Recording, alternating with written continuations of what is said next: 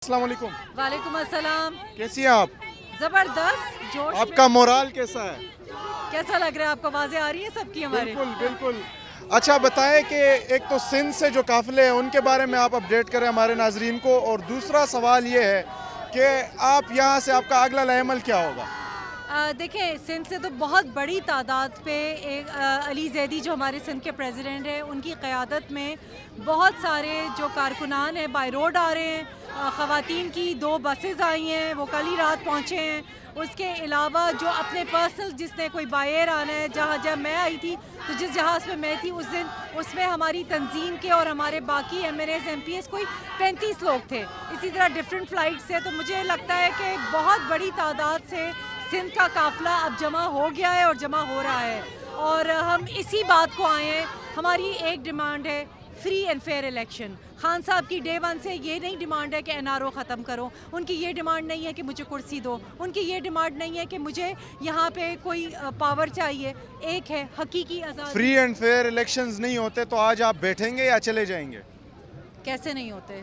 अवाम निकलेगी तो कैसे नहीं होंगे? बैठेंगे भी और हो के रहेंगे, ऐसा हो नहीं सकता। ठीक है। और ये बता दें कि जो आप कहते थे कि अमरीकी साजिश, इमरान खान ने कह दिया कि मैं अमरीकी साजिश से पीछे हट गया हूँ, तो उस बारे में आप क्या कहेंगे? देखिए, आप लोग कम से कम पढ़े लिखे मीडिया के लोगों को तो आवाम को कंफ्यूज नहीं करना चाहिए। खान साहब ने बिल्कुल ये नहीं कहा।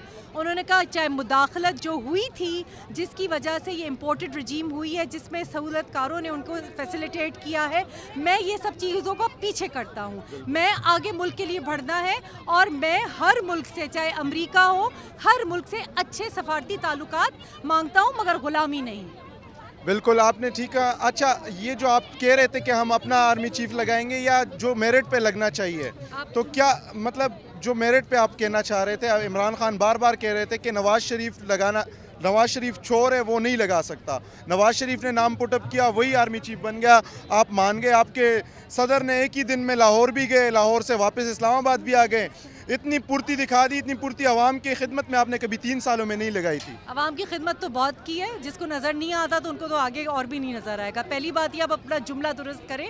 खान साहब ने कभी नहीं कहा कि मैं आर्मी चीफ अपना लगाऊंगा। उन्होंने कहा मैं मेरिट पे, जो भी मेरिट पे आदमी है उसको लगना चाहिए। दूसरी बात ये कि एक भगोड़े एब्सकॉन्डर, जिसके ऊपर जो मुल्जिम है, जो 50 रुपए के स्टैम्प पेपर पे गया है, उसके अब हमारा जो वज़ीर आज़म है वो इतना ज़्यादा ग़ुलाम है हर एक का कि वो लंदन भागता है एक भगोड़े, एक मुल्जिम से मुशावरत करने वाले। तो खान साहब की तो बात ही और है। नहीं, खान साहब की बात तो और है, मैं बिल्कुल एग्री करता हूँ, लेकिन वो मान क्यों गए फिर? जब भगोड़े ने कह दिया कि ये आर्मी चीफ होगा, फिर इमरान खान के सदर उसके पार्टी के सदर है, तो वो क्यों मान गए फिर? देखिए, हमें आइन से कोई तसादुम नहीं करना।